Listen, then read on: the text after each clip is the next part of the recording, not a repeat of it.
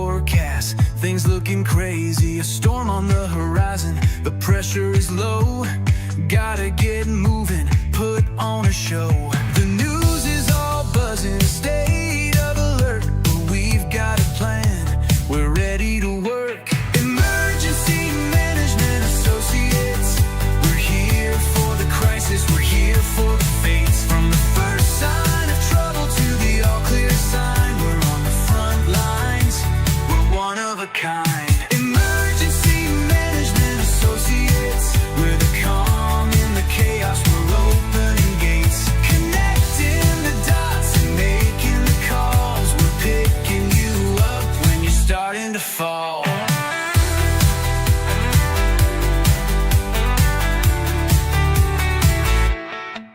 See a little fire or a rising flood, we're a well-oiled machine, we're running in the mud. From the city hall meetings to the rescue teams, turning worst case scenarios into hopeful dreams. We're training the people, stocking the gear, we're the team you can count on when trouble is near. Emergency Management Associates, we're here for the crisis, we're here for the fates. From the first sign of trouble to the all clear sign, we're on the front lines, we're one of a kind. Emergency Management Associates, we're the calm in the chaos, we're open the gates, connecting the dots and making the calls. We're picking you up when you're starting to fall. It's more than a job, it's a calling, you see. Prepared for the present and what's yet to be. Every second counts, we're ready to react for our communities. We're making an impact.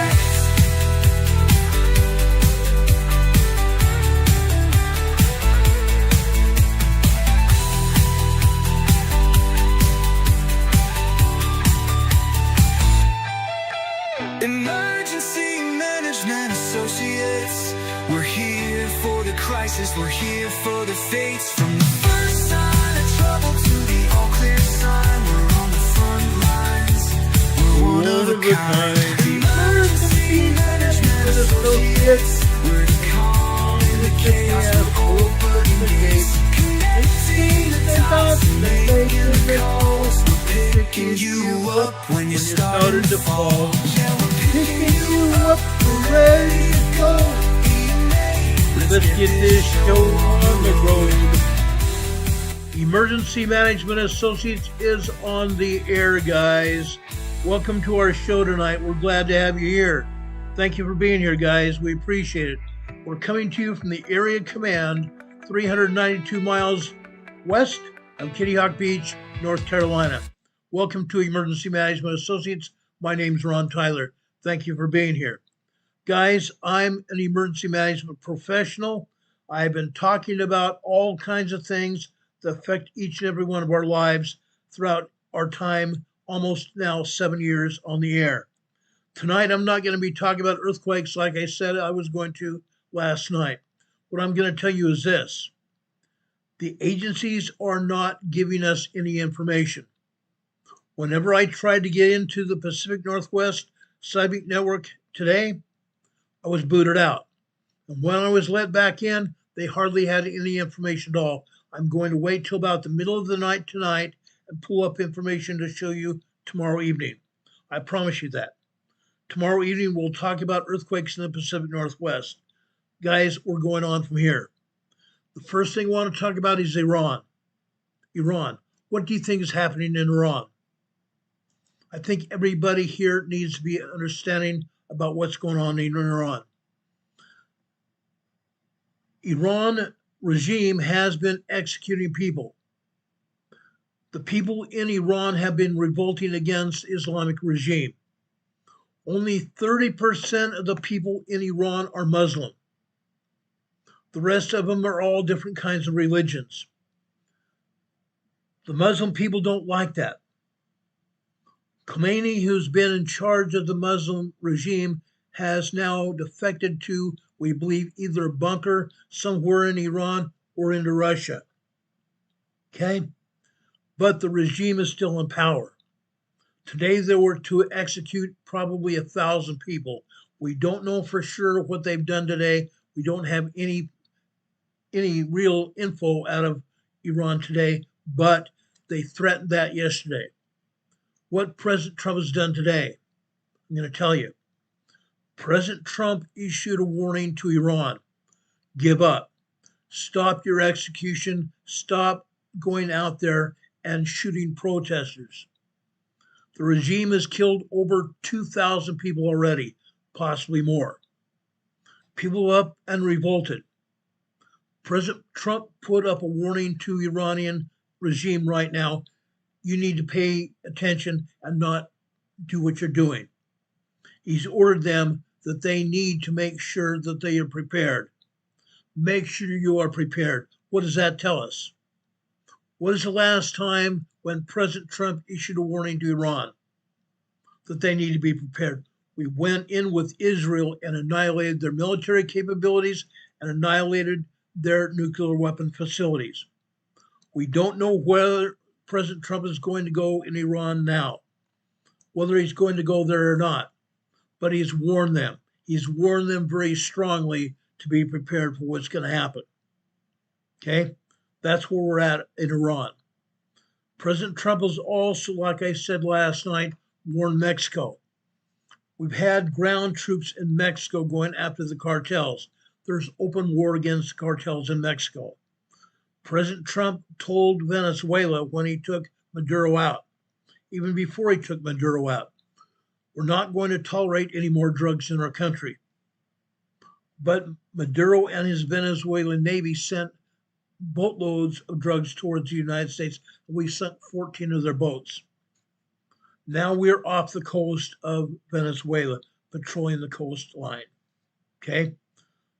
We're putting the hard line down to Venezuela. We're not going to tolerate any more crap up there. Over in Colombia president tells President Trump, come get him. He's daring President Trump. We don't know what we're going to do in Colombia, but President Trump has also warned Colombia president to be prepared. Okay, he's not going to take any crap of anybody. President Trump has stood up to all kinds of people, including President Putin. He stood up to Zelensky. When Zelensky strode into the Oval Office this past year in a t-shirt and black jeans, he was let in and then he was escorted out. He was not attired appropriately to come into the Oval Office of the United States government. Now Zelensky is more appropriately attired. He's come in and has had an effect, and President Trump has also had an effect in Ukraine. We're not going to put up with anything, guys. It's not going to happen. Not going to happen at all. Iran is the same story. We're not going to put up with Iran much longer. Now, I want to tell you what is going on over in New York. Okay? I believe this is important. Okay? I believe this is very important, or I wouldn't even talk about it. There's a guy named Tony Herbert, who was the chief of staff of Mayor Adams when Mayor Adams was in power. He's a former New York City mayoral staffer. He was fired after describing Charlie Kirk's assassination as a karma against a racist. Karma against a racist. Now he has been indicted for running 3 separate schemes that led him to pocket roughly $36,000. Okay? Federal officials have issued an indictment for Mr. Herbert. Tony Herbert, like I said, was previously working for Eric Adams as an administrator. He was arrested Tuesday morning in Manhattan. Okay? The U.S. Attorney's Office out of the Southern District of New York has revealed that today. According to the indictment, the 61-year-old Brooklyn resident Herbert has been accused of orchestrating 2 bribery schemes while serving in the mayor's office, which reportedly netted him $16,000. Prior to his city employment, Herbert allegedly obtained $20,000 after submitting a fraudulent paycheck protection program, what they call the PPP loan. Paycheck Protection Program, a PPP loan. Okay? He submitted a fraudulent loan application. Officials said that between 22 to 2025, Herbert repeatedly and flagrantly abused his position as a city official to solicit thousands of dollars in cash payments in two separate pay-to-play schemes. In the first one, Herbert allegedly accepted cash to help a security firm secure lucrative municipal contracts with the City of New York, the City of New York's Housing Authority. In exchange for these bribes, officials said Herbert agreed to advise and pressure other city government people to award contracts. The indictment notes that these contracts included providing security services for New York City Housing Authority developments.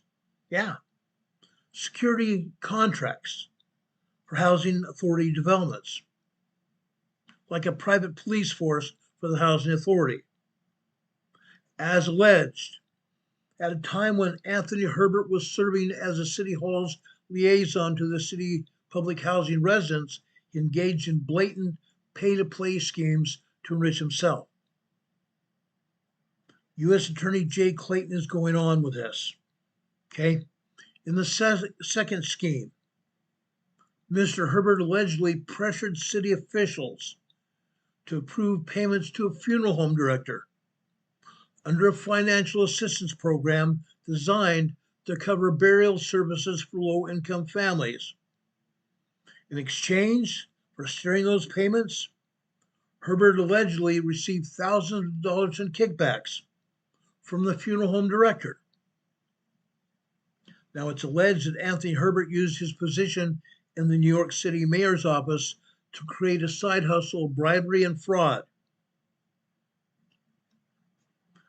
IRS CI Special Agent in Charge Harry T. Chavez said in a statement today that Herbert allegedly took advantage of his role to line his own pockets by offering unfair advantages to certain businesses. In 2021, before joining the mayor's office, Herbert submitted a fraudulent PPP loan, like I said, for a fictitious baked goods company to obtain a loan for $20,418. Incredible. Today's indictment is only the icing on the cake. In total, Herbert now faces 6 federal charges, including 2 counts of bribery and a single count of honest services wire fraud, federal program fraud, extortion, and wire fraud.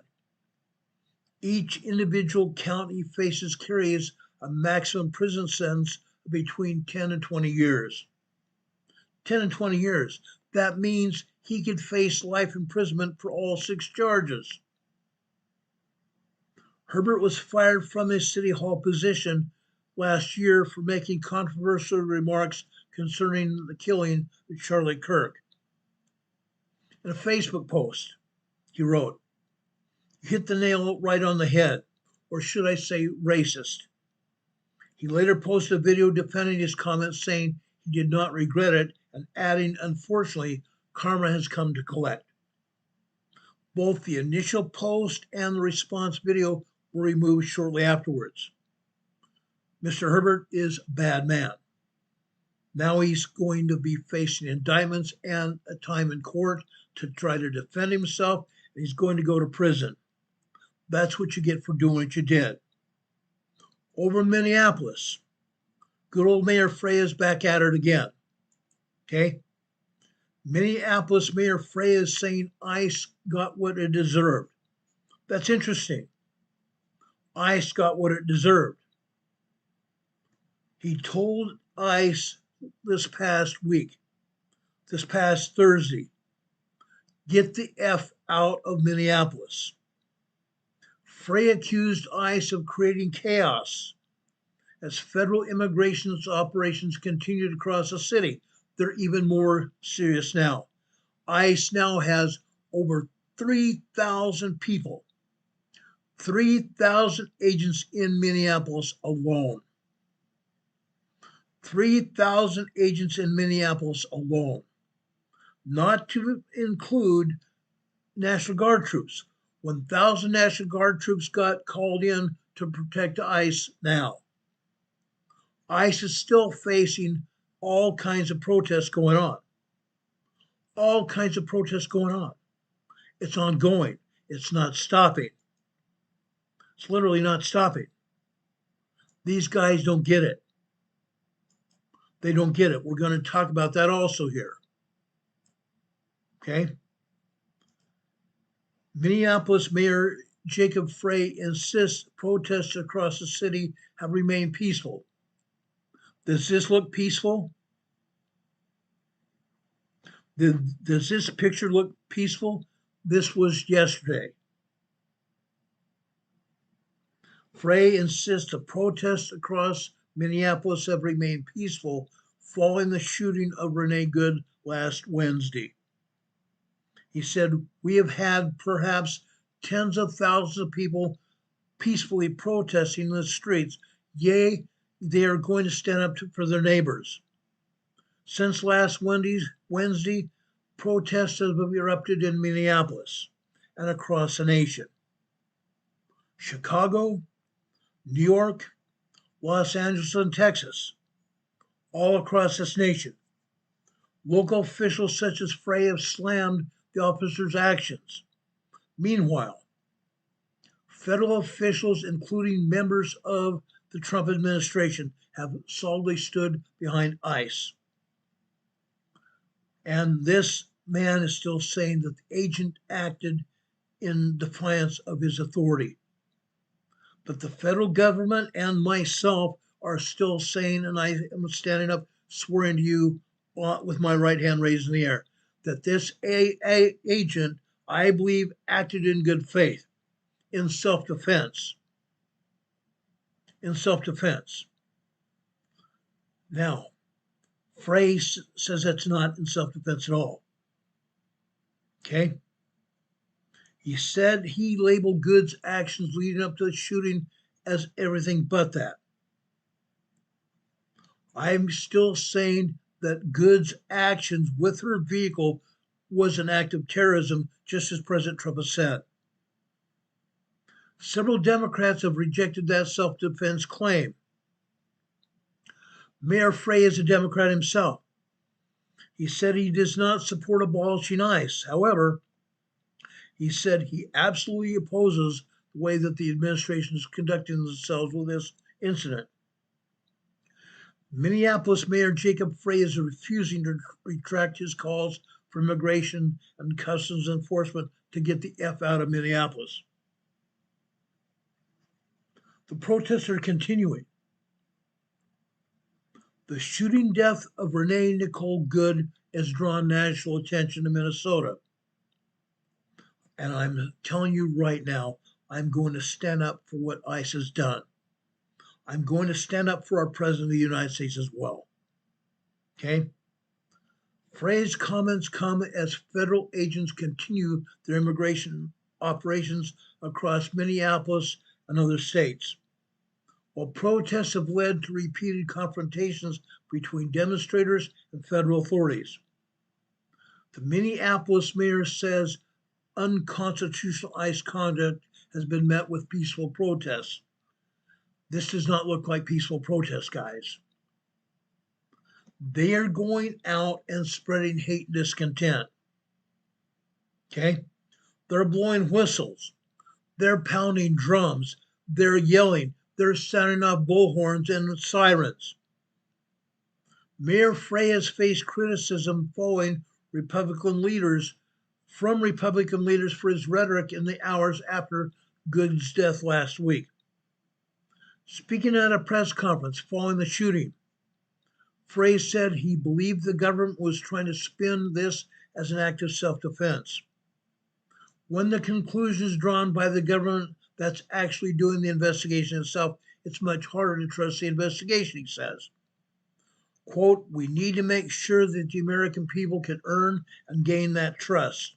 And yes, I think there's deep concerns with having exclusively the FBI, not their own Minnesota Bureau of Criminal Apprehension at the state level conducting the investigation itself. We already know for a fact that the Minneapolis and the Minnesota police are corrupt because of what has happened in Minneapolis with the governor. I'm going to give you the police chief information in a few minutes, and also not just that, but the governor himself. The governor himself is trying to cover up information. He's committed fraud himself. The FBI has asserted authority over the investigation, but Minnesota officials say they will conduct their own inquiry into Good's death. Multiple videos of the shooting have been released online. That's a foregone conclusion. Now, we just got a $20 super chat from Cassandra here. She says, thank you, Ron, for all the work you do to bring up to the date news and earthquake information. I appreciate that, Cassandra. God bless you for that. Really do appreciate that. That means a great deal to me. Okay.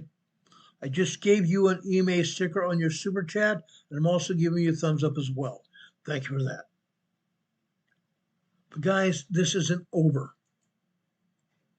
This is not over. Multiple videos show what happened at the time of that shooting. It shows Renee Good's vehicle striking the officer. The videos have received and fueled national debate over whether the officer involved was justified using deadly force. I believe he was. Okay? Mayor Frey said that while Minneapolis has experienced ICE operations before, the current influx of federal agents is excessive, he says, particularly when compared to the city's relatively small police force. As I said before, right now, today, there are over 3,000 federal ICE agents in Minneapolis between ICE and Border Patrol. You know how many police officers are in Minneapolis? 600. 600. That means there are 5 times more law enforcement from the federal government in Minneapolis itself than what there are other police officers on the municipal level. Mayor Frey says the kind of duress that our city is experiencing because of this is magnified. Mayor Frey accused ICE of unconstitutional conduct and placed blame on the Trump administration for saying what he described as aggressive immigration enforcement tactics. That's interesting. That's very interesting. Because already President Trump has said, and the investigation has come out, that there are possibly even trillions of dollars that have been misappropriated by the governor and given to Somali refugees in Minneapolis, possibly totaling as much as $1 trillion in Minneapolis alone. It comes as no surprise that on Saturday, we had a plane carrying arrestees and deportees out of this country on the ground in Minneapolis, St. Paul. Whole plane load of deportees were being taken out of Minneapolis on Saturday. It's ongoing. It's going to continue. Not just that. Let me tell you something else that President Trump did today. President Trump has stopped all funding to not just Minnesota, but to every state that refuses to give up their sanctuary city or sanctuary state status.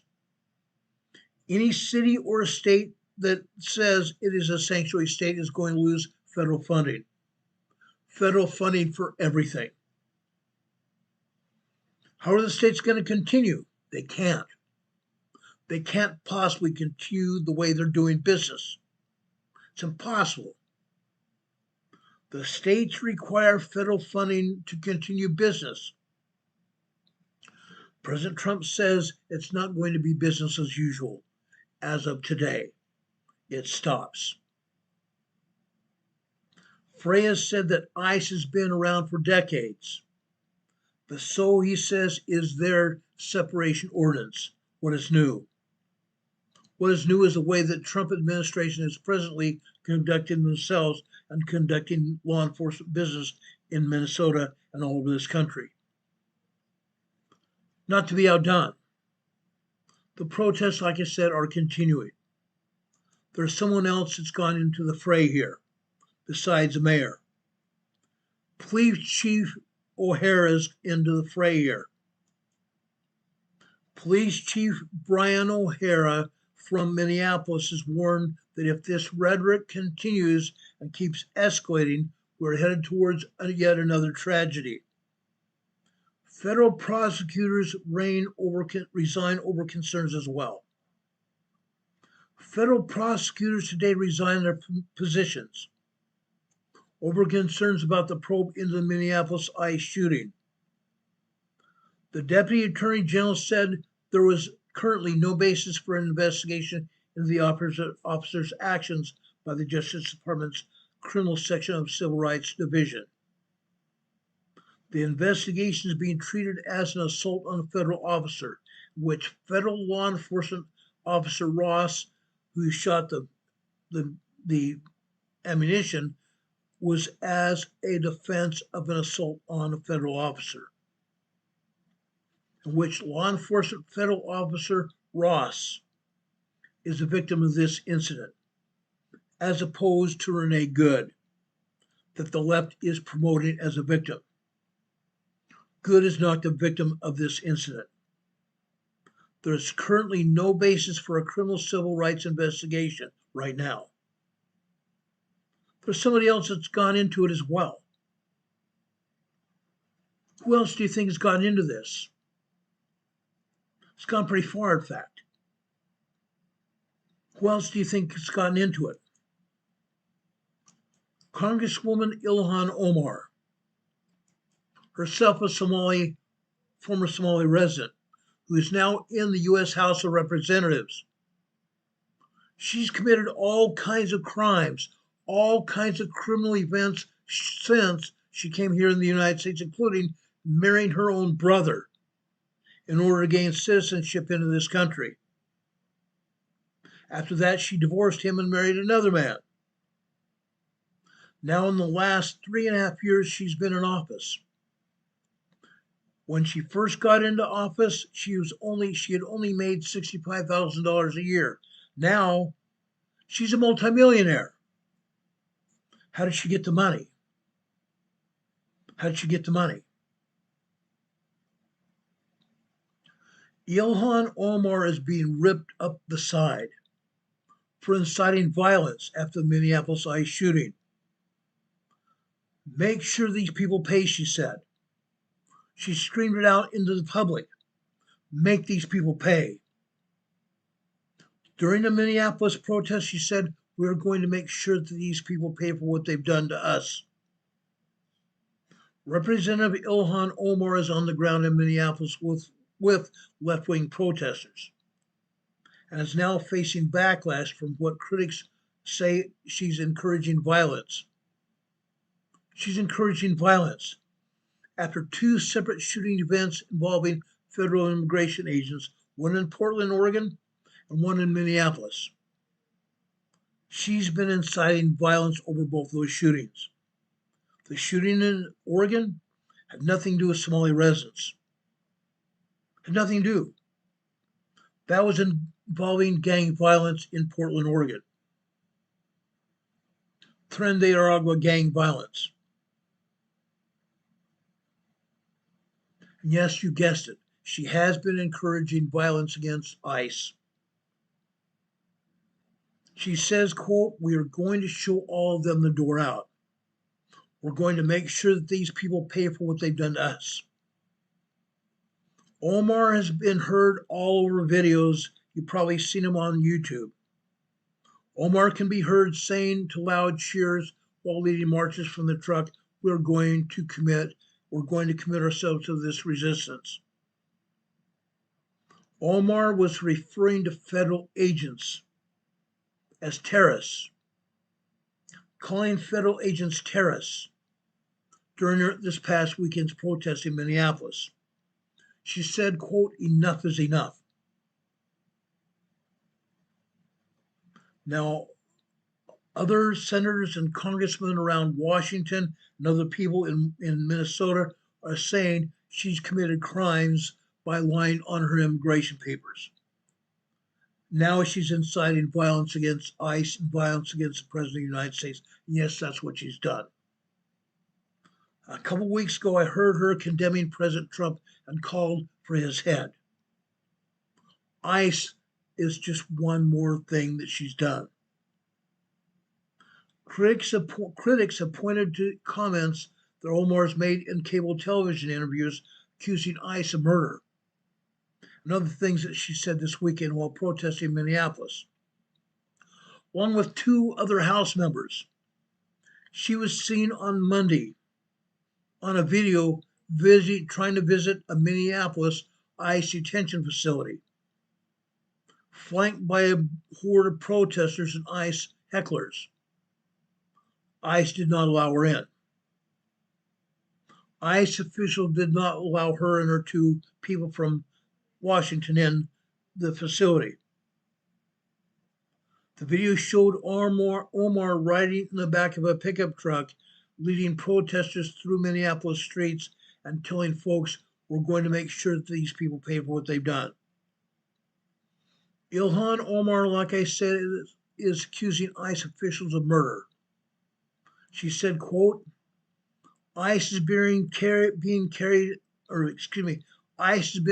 out state-sanctioned violence in our communities. Omar told Jake Tapper of CNN during an interview. She said, quote, we've seen them terrorize so many citizens in the 5th District. The 5th District in Minnesota is where most of the Somali people resided, where most of the crime is being committed, including fraud. You all saw Nicholas's videos of fraud being committed in the Somali community there in Minneapolis. We've all seen it. Yet Omar is trying to say that the conservatives and ICE are committing violence, inciting violence. The complaints come amid people that have lamented, particularly after conservative activist Charlie Kirk's death. Since his death, there's been an uptick in political assassination attempts throughout this country. Even another assassination attempt on President Trump this past weekend. Omar and her two Democrat lawmakers that tried to visit the ICE facility this weekend at the Whipple Federal Building in Minneapolis. She spoke to reporters, and Omar accused the Trump administration and ICE officials of disappearing people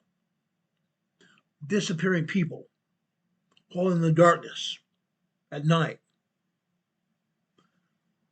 Ladies and gentlemen, this is an elected official. Ilhan Omar and her two constituents from Washington are elected officials, as is Mayor Frey and Police Chief O'Hara and the Governor Walz, elected officials that have committed fraud. Now, it's my opinion.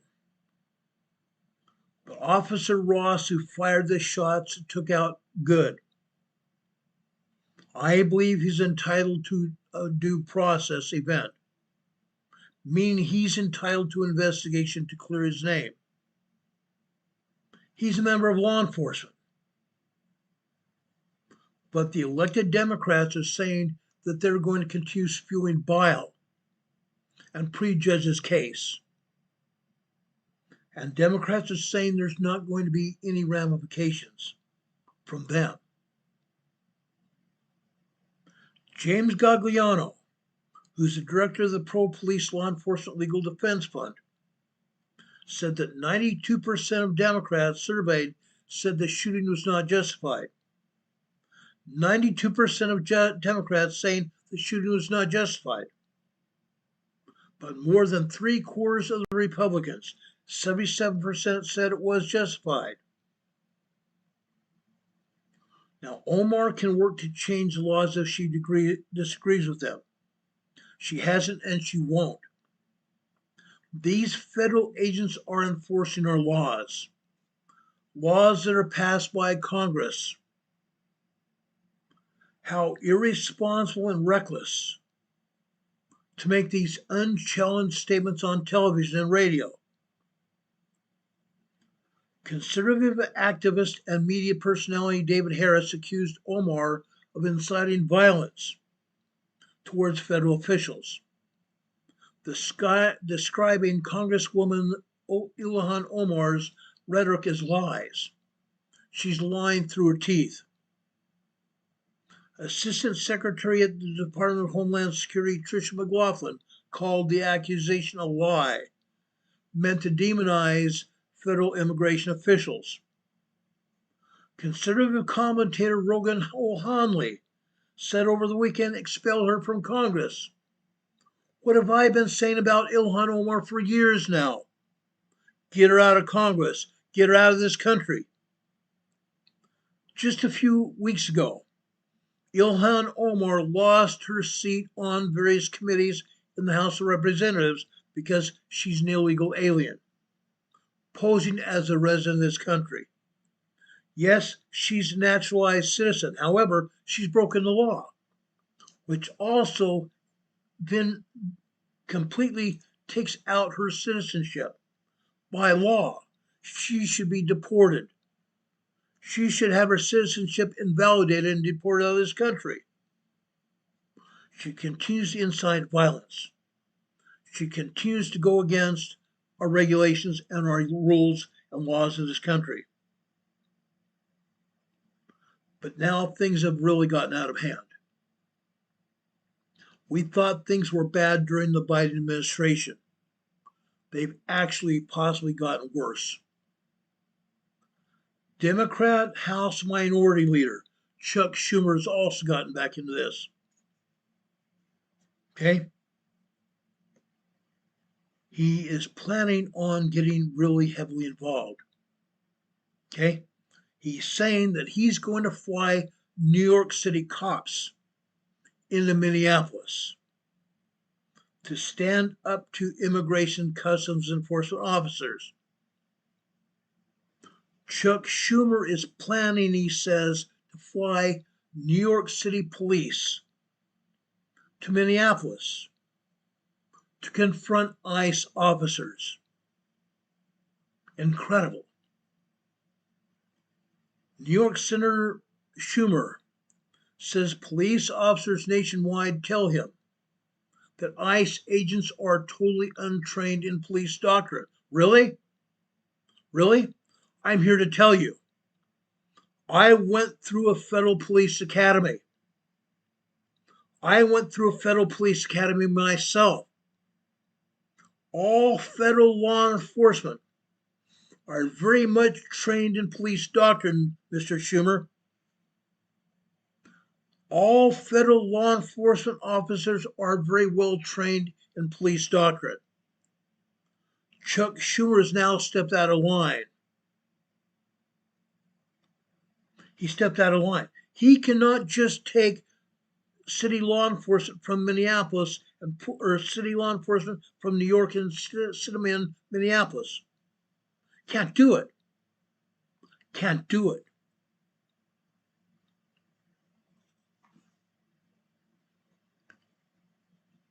Now I'm going to say this. Mr. Schumer, come debate me. Debate me on this program. Debate me anywhere. I'll take you on myself verbally, face to face.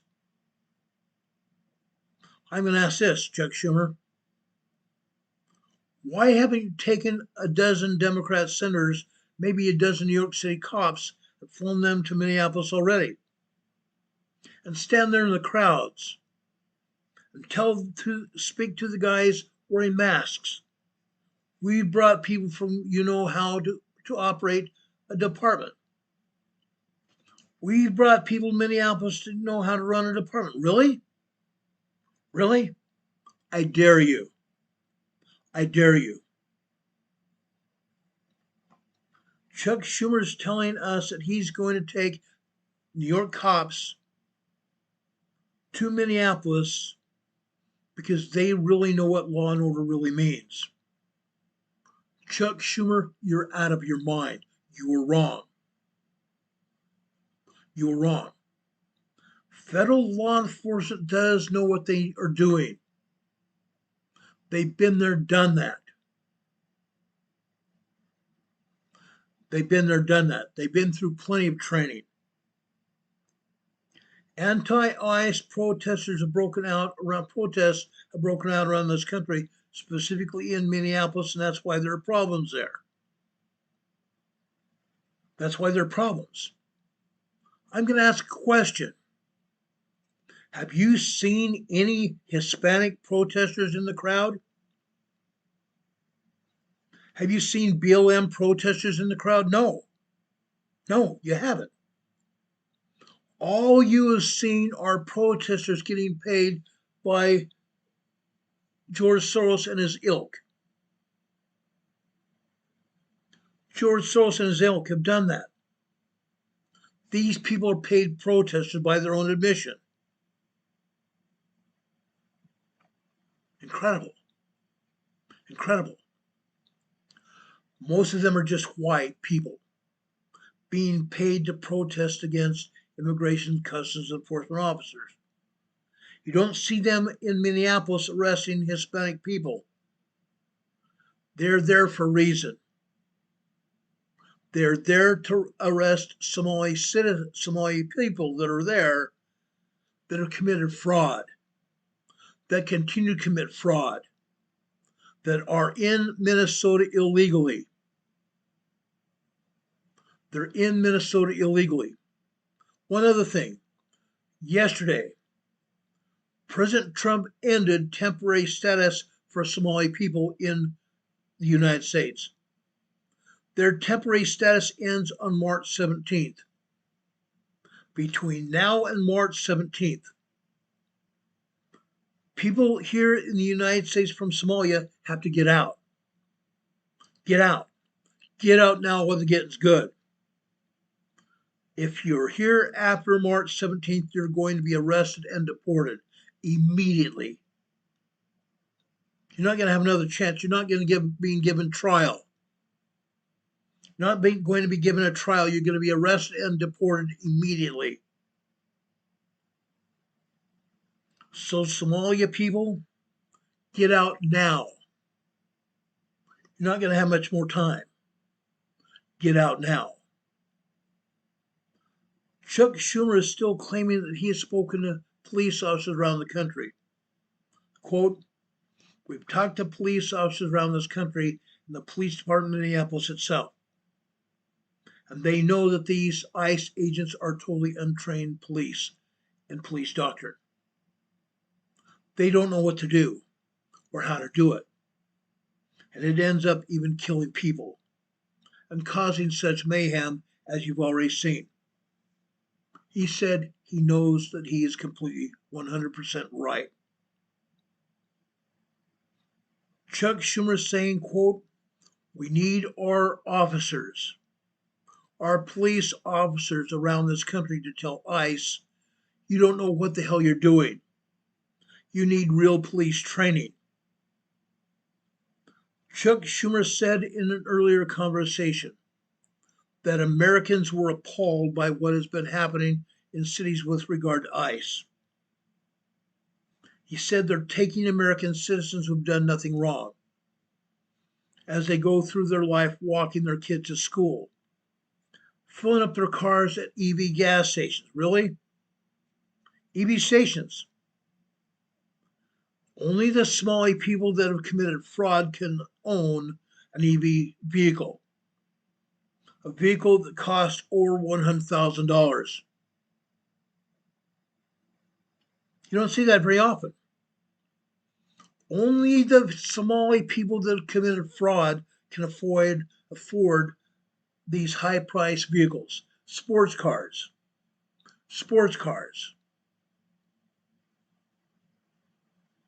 Schumer says they're pulling them into the police stations and other places to say that they have been committed wrong to.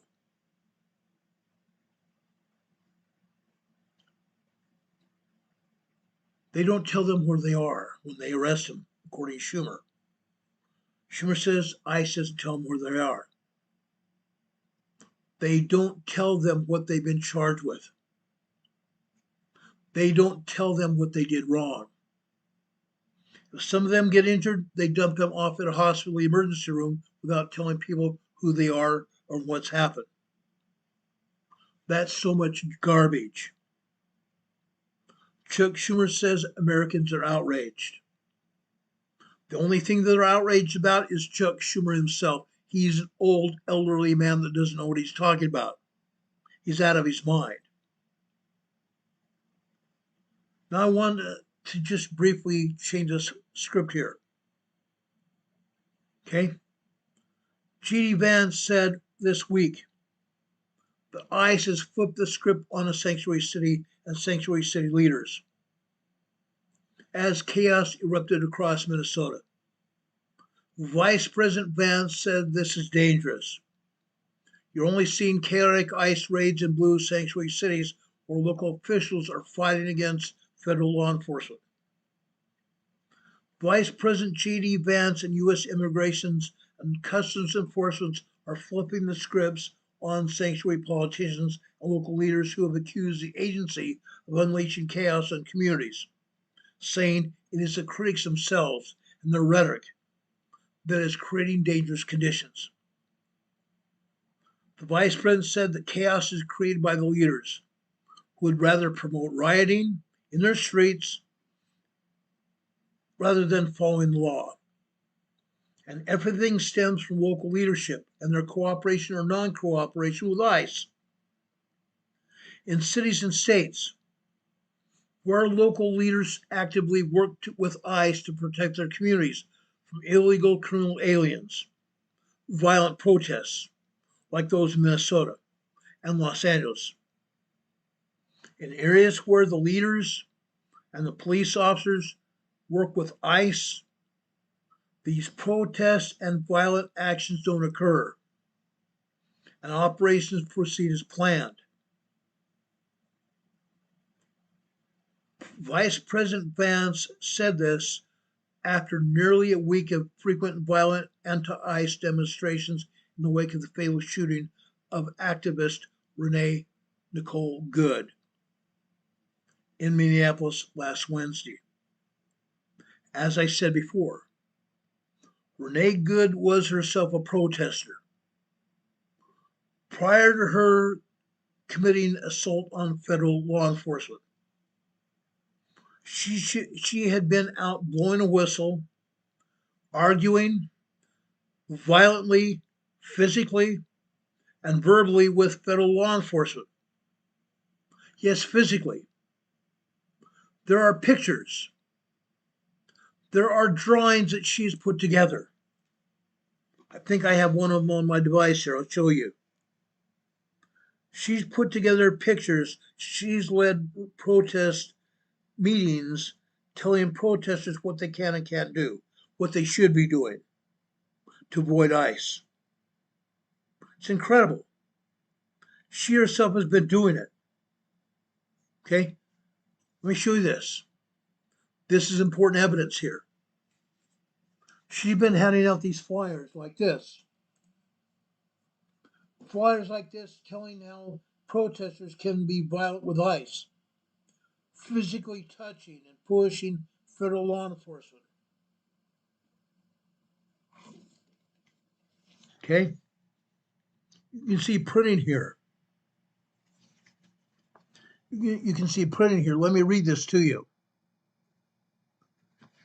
Pulling and pushing officer off an arrestee and or breaking the grip on an arrestee.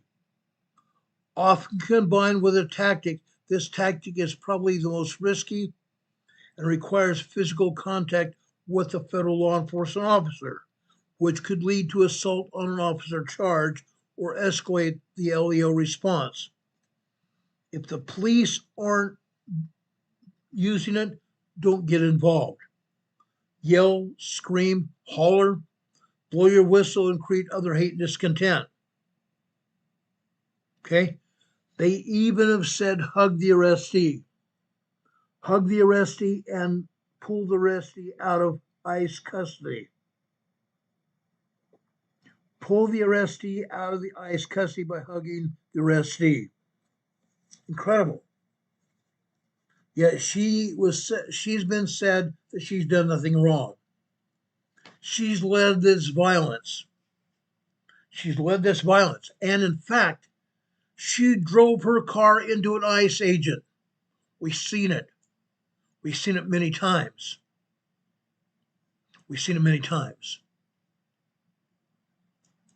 Yet officials such as Ilhan Omar, Congresswoman, Chuck Schumer, Mayor Frey, Governor Walz, saying, oh, our protesters aren't doing violent things. They're only being peaceful. I call BS. Local leaders, including Minneapolis Democrat Mayor Jacob Frey, who were quick to condemn ICE over last week's shooting. On the same day, Frey lashed out against ICE, telling agents to get the F out of Minneapolis. I'm only quoting him with the letter. Frey has since doubled down and tripled down on his attacks on ICE. In a press conference, he accused federal government of targeting Minneapolis for political reasons by sending thousands of agents into the city. 3,000 agents.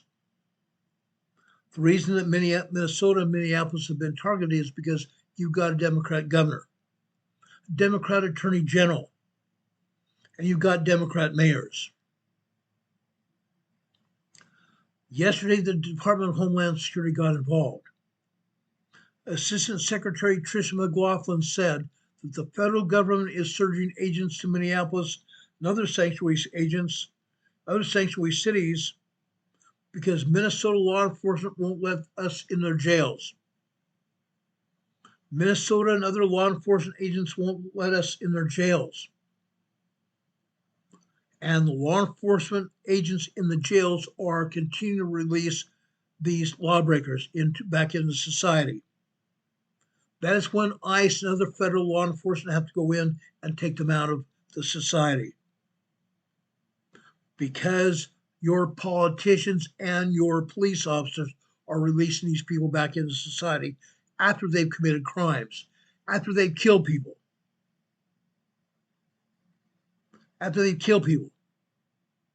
They keep releasing the lawbreakers back out on the streets. This includes murderers, kidnappers, and child pedophiles. When this happens, it makes it more dangerous for law enforcement officers, including ICE, to find them and bring them back into custody again. That means the Department of Homeland Security has to go out and find them and then apprehend them in the streets without the help of local law enforcement.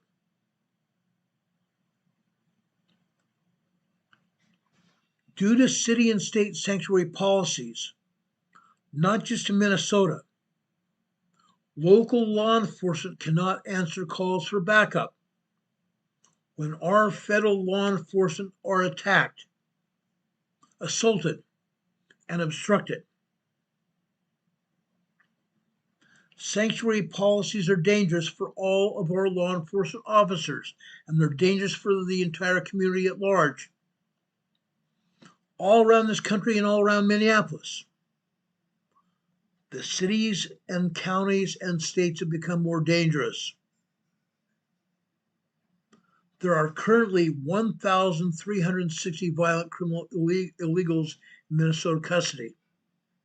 1,360 criminal illegal aliens in Minnesota's custody.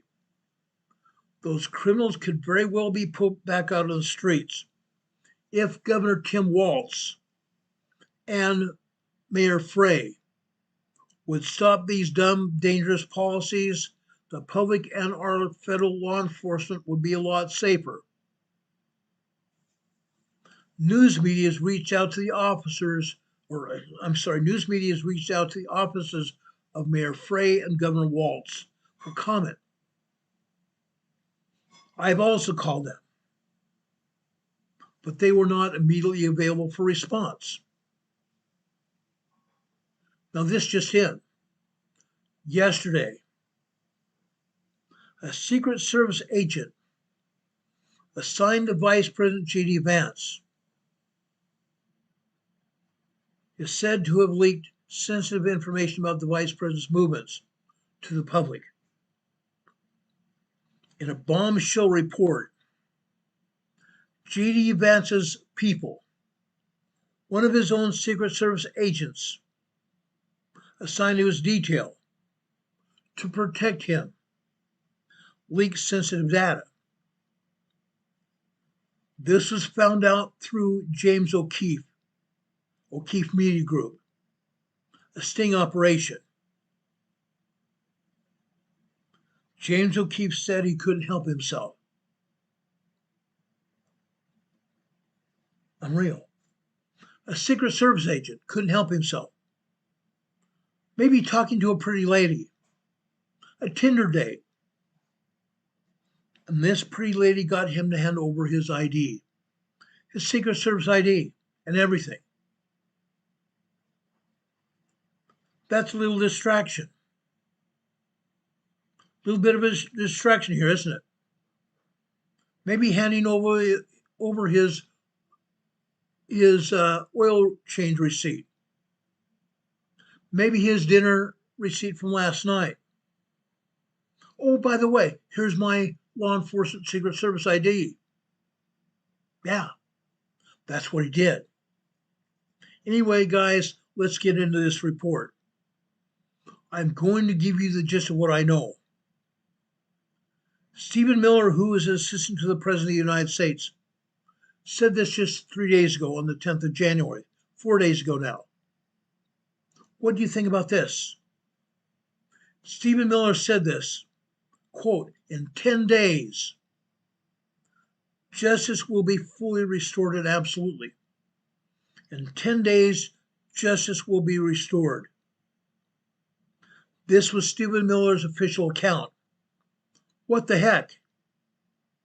What the heck? What do all of you think about this? What do you think is going to happen in 10 days? Getting back to Vice President Vance, Secret Service agent, the leaked sensitive data. His name is Agent Escato, E-S-C-A-T-O. Agent Escato was a holdover from the Biden administration, and he stated that he voted for Joe Biden while expressing opposition to ICE and expressing opposition to the Trump administration's immigration policies. Guess what? Agent Escato hated ICE. That's right. Agent Thomas Escato, a current U.S. Secret Service agent on President J.D. Vance's protective detail, leaked valuable information. This is not just somebody in the Secret Service. This is somebody who is deployed to the protective detail of the Vice President, the Vice President of the United States. If you don't already know, the number one crime that the Secret Service actually investigates is financial fraud. Financial fraud, what most people call white-collar crime. Most people who work for the Secret Service are not on presidential details. They're dealing with what they call white-collar crime, counterfeiting of money. This Agent Thomas Escato, is a holdover from the Biden administration, now assigned to Vice President Vance's protective detail. Now, Agent Thomas Escato is on administrative leave. Guess what, boys and girls? Agent Escato was recorded on hidden camera, providing undercover journalists with travel plans and real-time locations and protective information, all of that, of the Vice President of the United States. Yeah. The Secret Service agent detailed how the Vice President is physically surrounded, described multiple daily shift changes, and advanced security procedures. How do you think the Secret Service is handling this? Obviously, they had to place this guy on administrative leave. That's a good thing. That's a good and prudent thing to do, considering he has leaked possible secret and confidential information that could have led to the life of President Vance being in danger.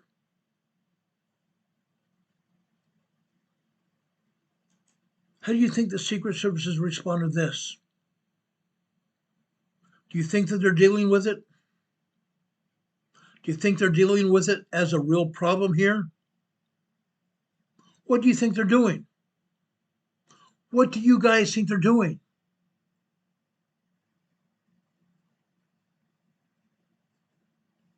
Guys, this blows my ever-loving mind. Up until now, I would not have even thought this possible. Up until now, I would not even thought this possible at all. We've been told that the Secret Service vets every agent very deeply. They go deeply into the man's background. Anything's out in the open. If that person has anything in the background that would even pose a possible problem, they're not allowed to be a federal agent. When I became a federal police officer, they went back into my elementary education in Idaho. They went and talked to a teacher of mine in third grade. Third grade.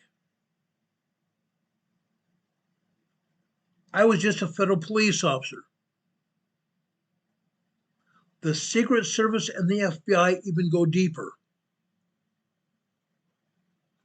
They vet every federal officer that they have working for them. Can I ask a question here?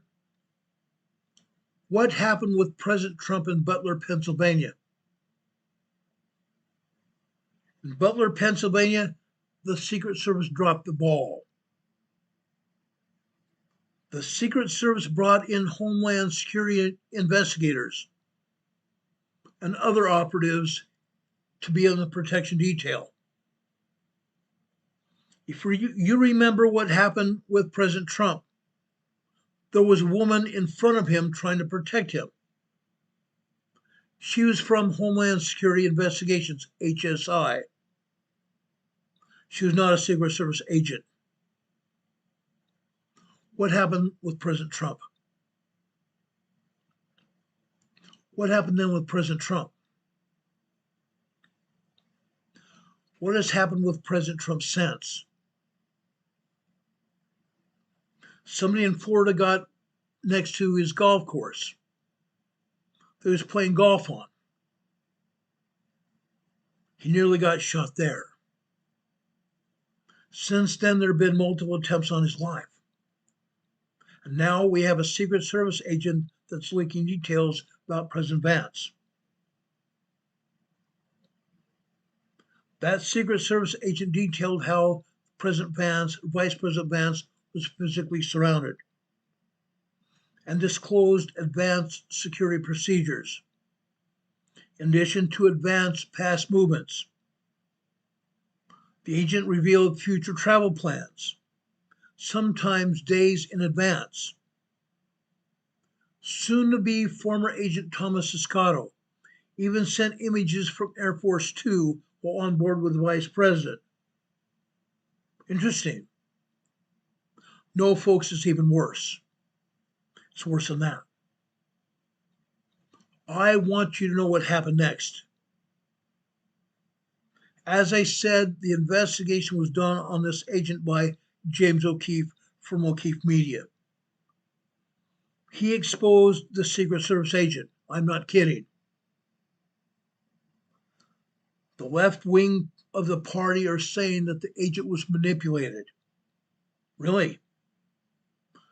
Manipulated. Let me ask a question here. Do you think a Secret Service agent on Vice President Vance's detail could be easily manipulated? I've seen federal police officers that I used to work with manipulated by cute women. I've seen federal officers, I've seen city and state officers pull women over and try to manipulate those women as well. Yes, I've seen it happen. One such officer is in a Nevada prison for doing it. I'm telling you what happened because I know what happened. But the fact whether or not that agent was manipulated, they aren't trained to counter this kind of stuff. Are they not trained to counter this stuff? They are. They are, in fact. They are trained not to divulge classified and secret information. They are trained to understand, hey, you don't give your information out no matter what. Even to some cute lady who tells you how cute your ID picture is, or how cute your badge is. I would never ever show my law enforcement ID to anyone unless it was in the performance of my duties. Think about this. Despite his acknowledging that he signed paperwork prohibiting the disclosure of sensitive information, Secret Service agent Thomas Escato repeatedly shared details of someone he believed was a casual romantic interest. While the safety of the Vice President and his family is always their top priority, this raises serious questions about operational security in a high-profile agency, protocol compliance, oversight within Secret Service agents, within the agency. The problem is, our previous security director of Secret Service, Ms. Cheadle, was just as lackadaisical. Ms. Cheadle ended up resigning as a result of what she did or didn't do. Cheadle resigned from her position as director of the Secret Service on July 23, 2024.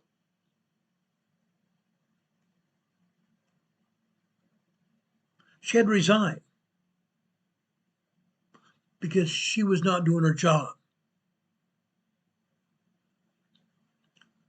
Before this current report came out, the publication of all the details were redacted. Sensitive operational details were omitted from the report. Now, as I said, Thomas Escato has been placed on administrative leave. O'Keefe a week ahead of time, I should say, checked in with the Secret Service to make sure he wasn't going to divulge or report anything that shouldn't go out to the public. O'Keefe was concerned about the Vice President's safety like the Secret Service should have been. Soon-to-be former agent Thomas Escato should have been. This is where the story gets all foobarred. Around. The Secret Service instead calls us around and says, you know what? They're using manipulative tactics. Excuse me. Sorry. They're saying that this report was manipulated. I mean, if we don't have people in the Secret Service who can overcome a pretty face, telling them they're cute, what do? What the hell good is the Secret Service? Seriously. Seriously, if they can't overcome this idea of a young woman saying, you've got a pretty face, I like your badge. I've seen it happen. If the Secret Service can't stop this from happening, seriously, what good are they? What good are they? Now, I'm going to get a little bit ghetto here. You can go over to O'Keefe Media and view the video yourself. It's available. I encourage you to go watch the whole thing. I've seen women ask me when I was a cop. I've seen women ask other officers, can I see your badge? Can I see your ID? You're so cute. Oh, you're so cute.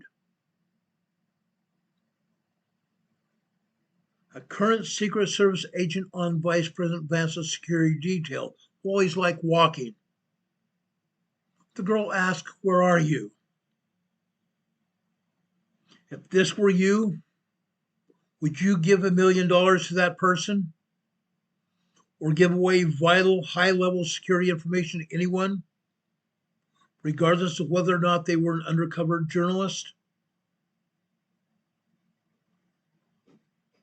You may have seen reports last Monday, that someone attempted to break into Vice President J.D. Vance's home in Ohio on Sunday, a week ago Sunday. That prompted me to do my own little investigation, look closer.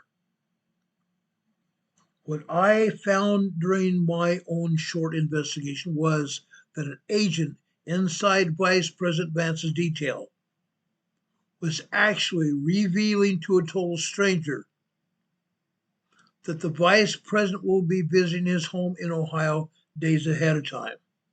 Yeah. A Secret Service agent attempting allegedly to protect Vice President Vance's home was telling a total stranger about the movements of Vice President Vance. Now, while you might think that this is an important story, the security of the Vice President and his family should be the top priority of the Secret Service. Now, under normal circumstances, this would not happen. But now the Secret Service makes a statement and basically says they attacked him. This is unbelievable to me. We're dealing with a person in the Secret Service protecting our highest figures in office. And he can't keep his big fat mouth shut. And then the current Secret Service defends him and says that he was manipulated. Guys, this is utterly pathetic. Absolutely and utterly pathetic. Now, I think you know me by now. I like seeing justice brought forth in all areas, no matter what. It does not matter whether it's an illegal immigrant, illegal immigration, whether there's rapists, whether there are people that are pedophiles, whether it's people like this in the Secret Service that are all bad actors in government. I want to go back again to Steve Miller's comment on X just 4 days ago. Do you all know who Steve Miller is? Stephen Miller is President Trump's right-hand man, who is largely behind the immigration policies of Donald Trump. The guy who actually got the legal mind and brain to pull this stuff off. He said, and I quote, from January 10th on, in 10 days, justice will be restored fully. What does he mean, guys? What does he mean? Guys, in the comments below this video today after we get off the air, in the comments, or send me comments over our PayPal, or not our PayPal, but our Gmail location, rltnspd@ema@gmail.com. Send your comments to me. I want to know. What does Stephen Miller mean by saying in 10 days, 10 days, justice will be restored fully? What does he mean? How are they going to restore justice fully and absolutely? Are they talking about the 2020 election, where we can say that there was already illegal activities done, ballot stuffing, false ballots, everything? Or were they talking about something else? I'm asking all of you, what do you think's happening? I'd love to know. With everything else going on, tell me what you think. Talk to me about what you think is going to happen in Iran. Tell me what you think is going to happen in Venezuela. Talk to me and tell me what you think is going on here in the United States, all over this country, and especially in Minneapolis, Chicago, Los Angeles, New York, in Austin, Texas. What's going to happen? What's going to happen? Guys, what do you think is going to happen? I'm asking you. I will discuss this further even tomorrow, or maybe on Friday. But what I've talked about today is not going to go away. I'm not letting it go away. This is too important. This is too important. During the past 2 years, we've seen people try to take out President Trump. Now it's happened a third time during this past week. Vice President Vance has also been gotten to. Somebody broke into his home. And an agent of the Secret Service in Ohio gave details about what was going on with President Vance to that stranger there. Then we have another incident where a Secret Service agent was manipulated to show his ID and told how pretty he was, how great his badge felt. And the officer fell for it and gave out more information about Vice President Vance. This should never have been happening. Not now, not ever. How can we expect the leaders of our country to be totally truthful, to let us know what's going on when they are being hounded, or they're being stalked, or they're being accosted? How can we expect our federal agents to do their job when we have people from the left out there trying to destroy what they're trying to do, doing what they're legally obligated to do, instructed to do? And then our own leaders saying that our agents are not trained, that they're going to get police officers from New York to come into Minneapolis and show our federal agents what they should be doing. Yeah, I call BS. I call BS on the whole thing. I'm not kidding. I'm not kidding. Linda Covington says while living in Chicago, she was pulled over going to work and kept a $20 bill attached to her driver's license. A dirty cop returned her license with the bill gone. I've heard of that. Linda, I'm sorry to say there are bad people all over, in every agency. In every agency. When I was a cop, we had 2 people, 2 federal officers that we fired, 2 federal police officers that we fired. Before I left San Diego, we fired our chief of police because he was dirty from the top down. Unreal. Enemies within our own agencies are very dangerous. Enemies from within are very dangerous. Linda comes in and says, I'm going to echo that. They're very dangerous. One officer tried to come after me.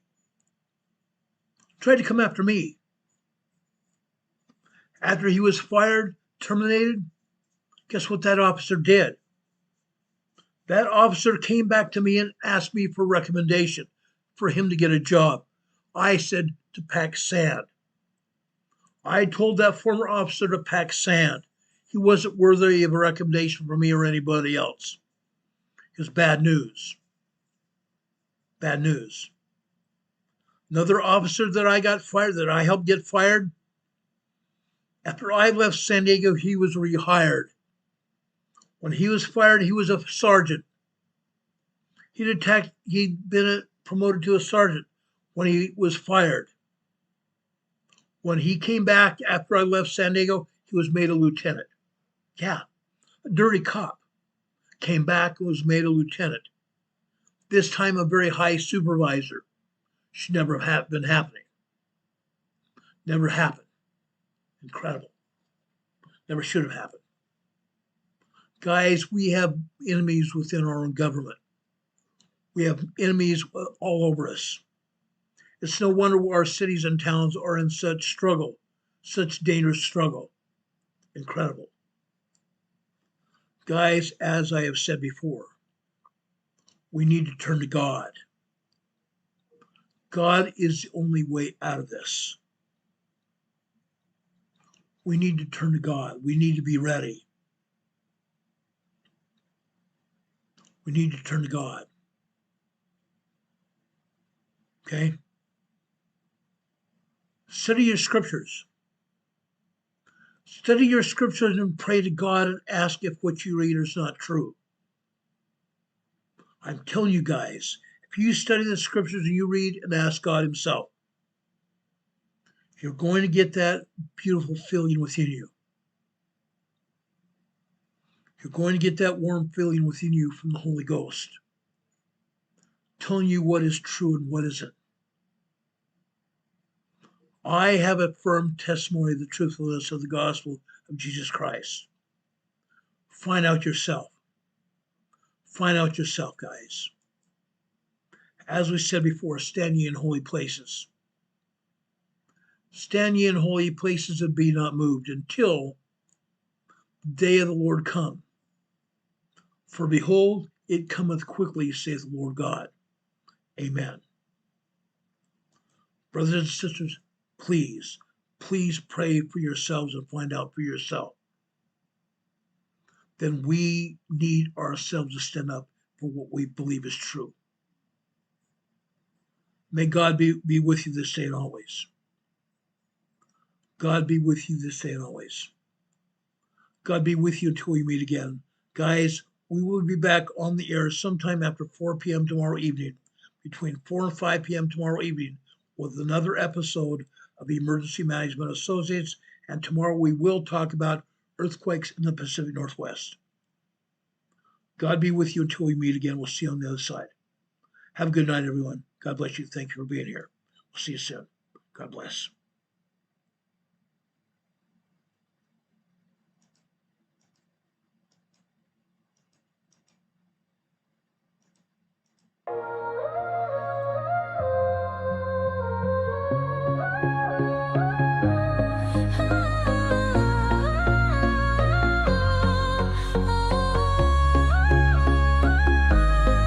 Here at Emergency.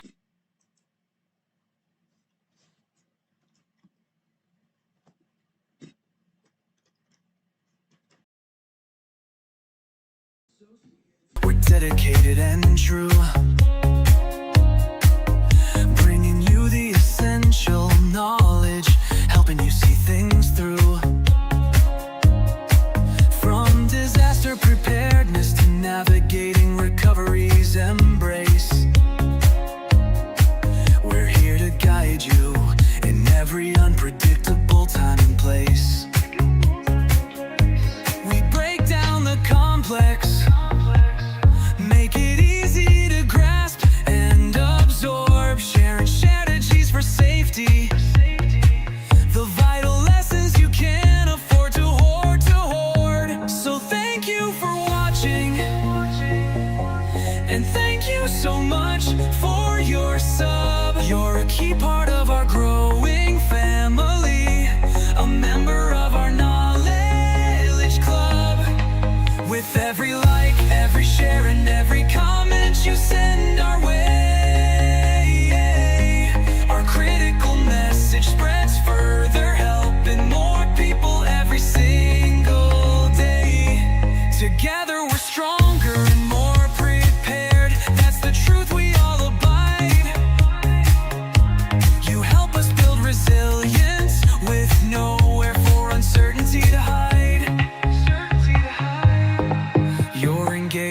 truly inspires us.